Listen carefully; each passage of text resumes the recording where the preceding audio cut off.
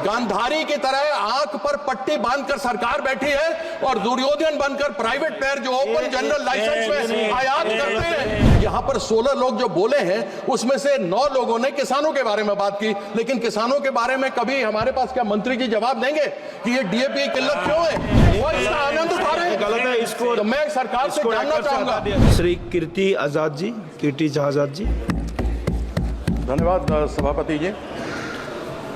DAP की बहुत किल्लत इस समय देश में है, राबी का समय है और डाई अमोनिया फॉस्फेट जो बहुत आवश्यक होता है चावल और आलू के लिए। हमारे देश में 140 करोड़ लोग चावल और आलू अवश्य खाते हैं। किसानों में हाहाकार मचा हुआ है, जगह जगह लाइनें लगी हुई हैं, किसानों को डीएपी खाद नहीं मिल रहा है। उसके कारण से पुलिस को अलग अलग स्थानों पे जहाँ पे डिस्ट्रीब्यूशन सेंटर है वहाँ बुलाया जा रहा है। देश के कोने कोने से कालाबाजारी की खबरें आ रही हैं और ये परिस्थिति गंभीर से गंभीर होती जा रही है। पिछले वर्ष 34 लाख मीट्रिक टन आयात किया गया था और इस साल का लक्ष्य लगभग 30 लाख मीट्रिक टन था, लेकिन केवल 19.7 लाख मीट्रिक टन आया है। उसके कारण से कालाबाजारी बढ़ी हुई है और कालाबाजारी के कारण से एक डाई अमोनिया फॉस्फेट जो 1350 रुपए का 25 किलो का बैग मिलता है उसके ऊपर 500 रुपए की कालाबाजारी है। प्रश्न मंत्री जी से ये है, कीर्ति जी आप मुद्दे पर आइए। प्रश्न मंत्री जी से ये है, आप जो है आप स्पेसिफिक ये तो किसानों को लेकर इशू है नहीं, काले कानून मुद्दे पर आइए। आप विषय बताइए, प्लीज आपका मुद्दे पर आइए। What is going on? मुद्दे पर क्या कर रहा है? मैं मुद्दे पे हूँ। यह किसानों से जुड़ा हुआ मुद्दा है सभापति महोदय। मेरे ख्याल से पूरा सदन इसमें समर्थन करता है। हम किसानों के साथ सौतेला व्यवहार नहीं कर सकते। मैं केवल मंत्री जी से यह कहना चाहता हूं कि आपके मंत्रालय ने यह कहा है, मंत्री जी तो है, एक बैग 25 किलो का एक बैग भी जब कहीं किसी डिस्ट्रीब्यूशन सेंटर पर किसी किसान को मिलता है तो वह सरकार के पास उसका आंकड़ा आ जाता है। क्या सरकार के पास यह भी आंकड़ा आया कि किल्लत है और 500 रुपए प्रति बैग की कालाबाजारी हो रही है? क्या हम अपने किसानों के साथ इस प्रकार का सौतेला व्यवहार कर सकते हैं? अभी हमारे सामने मनीष जायसवाल जी बीजेपी के, उन्होंने आलू की बात की। संजय देशमुख जी शिवसेना के थे, उन्होंने किसानों की बात की। उत्कर्ष वर्मा जी जो समाजवादी पार्टी के हैं उन्होंने किसानों की बात की। यहाँ पर 16 लोग जो बोले हैं उसमें से 9 लोगों ने किसानों के बारे में बात की, लेकिन किसानों के बारे में कभी हमारे पास क्या मंत्री जी जवाब देंगे कि ये डीएपी की किल्लत क्यों है? ये राबी की फसल है जो आलू और चावल के लिए हमें आवश्यकता है, वह केवल 19.7 लाख मीट्रिक टन क्यों मंगाया गया? क्या गांधारी की तरह आंख पर पट्टी बांधकर सरकार बैठी है और दुर्योधन बनकर प्राइवेट प्लेयर जो ओपन जनरल लाइसेंस में आयात करते हैं वो इसका आनंद उठा रहे हैं? गलत है। इसको तो मैं सरकार से जानना चाहूंगा कि किसान जो आज बॉर्डर पर आए हैं उसके लिए सरकार क्या कर रही है? ये डीपीए की कमी कब खत्म होगी? ये सरकार इसका जवाब दे। सभापति महोदय, मैं आपके माध्यम से सरकार का ध्यान आकर्षण कराना चाहूंगा। आज हम आजादी का संविधान दिवस लागू होने का 75वां वर्षगांठ मना रहे हैं, लेकिन संविधान के अंदर आदिवासियों के संरक्षण एवं उनके हितों के लिए 5वीं अनुसूची का प्रावधान किया गया है, लेकिन इस 5वीं अनुसूची के प्रावधानों को आज तक धरातल पे लागू नहीं किया गया है। कोई भी सरकार रही हो, ये अनुसूची के प्रावधानों को लागू नहीं करना ये दर्शाता है कि सरकारों की मानसिकता आदिवासियों के लिए कैसी है। माननीय सभापति महोदय, अनुसूचित क्षेत्र के अंदर 5वीं अनुसूची में प्रावधान ये किया गया है कि आदिवासियों को जमीन किसी भी अगर प्रोजेक्ट के लिए या किसी भी कंपनी के सीधा हस्तांतरण नहीं कर सकते हैं। इसके लिए पैसा कानून लाया गया 1956 के अंदर। पैसा कानून में ये प्रावधान किया गया है कि कोई भी प्रोजेक्ट लगाने से पहले उस संबंधित ग्राम सभा से सहमति लेना चाहिए, लेकिन देश के जितने भी 5वीं अनुसूची या 6वीं अनुसूची के जो क्षेत्र हैं, इन पैसा कानून को नजरअंदाज करते हुए एक लाइन लिख दी जाती है कि राष्ट्र हित के लिए जमीन ली जाती है।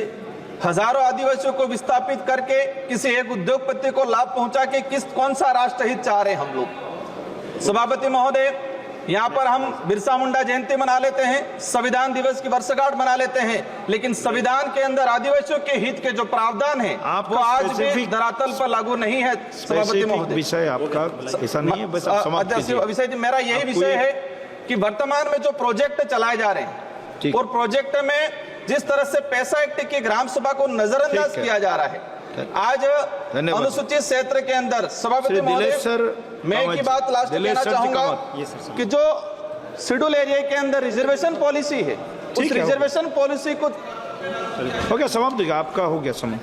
धन्यवाद समाप्त।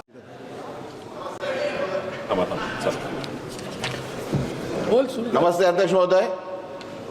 ट्रेन ये मुंबई की लाइफलाइन है, मुंबई की, और सेंट्रल रेलवे में हर दिन 40 लाख लोग प्रवास करते हैं। गए साल से ट्रेन बहुत डिले हो रही है और कैंसिलेशन बहुत हो रहा है। इसके कारण बहुत दिक्कतें हो रही है और गए 2 महीने से तो बहुत ज़्यादा समस्या बढ़ गई है।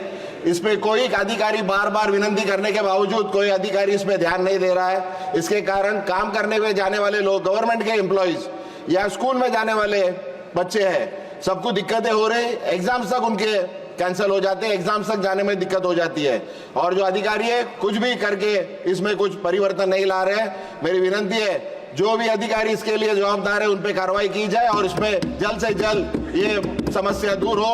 मुंबई को बहुत दिक्कत हो रही है, मुंबई के लोगों को बहुत दिक्कत हो रही है, इसके लिए जल्द से जल्द कार्रवाई हो, ऐसी विनती करता हूँ। धन्यवाद।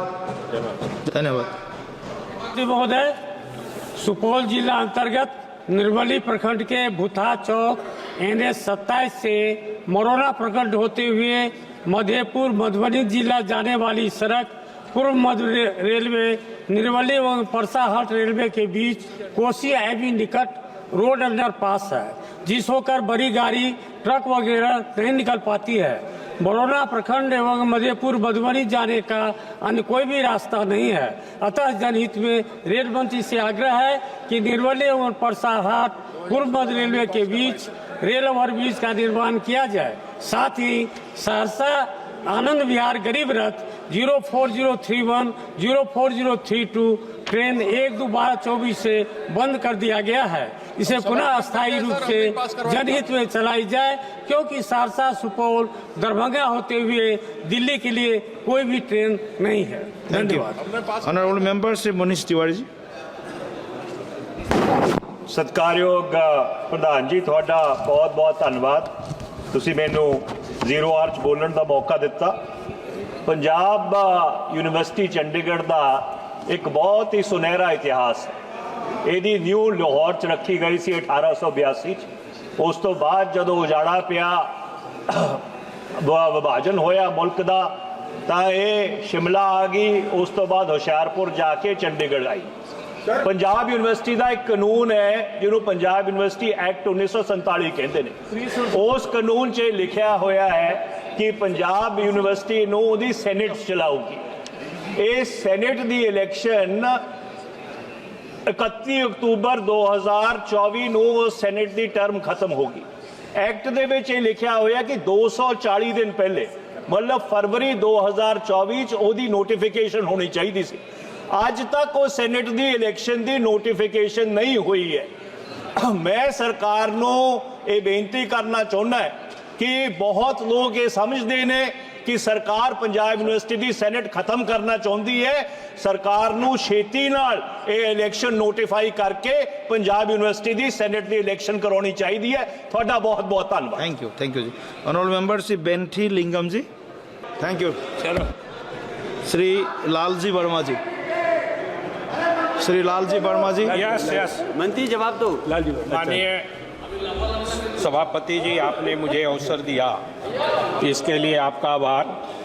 माननीय महोदय जी, मेरे क्षेत्र में NTPC टांडा जो विस्तारीकरण योजना के तहत 9 गांव के किसानों की कृषि भूमि घर, जिसमें ग्राम सभा सलाहपुर, रजौल, हुसैनपुर, सुधाना के आवास शामिल हैं, अधिग्रहण कितने वर्षों करीब 12 वर्ष हो जाने के बाद भी किसानों की अनेक समस्याएं मुहबाए हैं, जिसमें उनका मूल्यांकन करके भुगतान का मामला है, प्रदूषण का मामला है, ज़मीन के मुआवजे का मामला है और बेरोजगार जो नौजवान हुए उसमें प्राथमिकता उनको आउटसोर्सिंग भी नहीं दी जा रही है।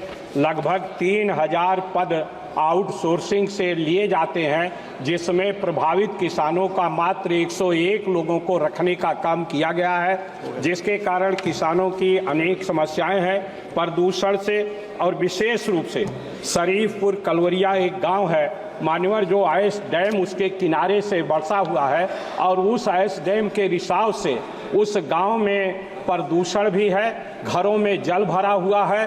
करीब 9 लोग बीमारियों से मर चुके हैं एक गांव मात्र से, और इसलिए उस गांव के लोगों की लगातार ये मांग है कि हमारी जमीन को अधिग्रहित किया जाए, हमें पुनर्स्थापित किया जाए। पुनर्स्थापित न करके मान्यवर, जो किसानों की जमीन ली गई है, मकान लिया गया है, उनका पुनर्स्थापना न करके अब उनका केवल 9 लाख मुआवजा दिया जा रहा है, जिसके कारण किसानों की समस्या है। अतः आपके माध्यम से मैं निवेदन करना चाहूंगा कि शरीफपुर कलवरिया गांव का अधिग्रहण किया जाए और साथ ही साथ CSR फंड के माध्यम से व्यक्तिगत जो लाभ दिया जा रहा है, स्कूटी बांटी जा रही है, उस पैसे को उस क्षेत्र के विकास में लगाया जाए। ये आपके माध्यम से मेरी मांग है। धन्यवाद। भारतीय जनता पार्टी का सदस्य बनने के लिए 8800002024 पर मिस्ड कॉल करें। निवेदक भारतीय जनता पार्टी बिहार।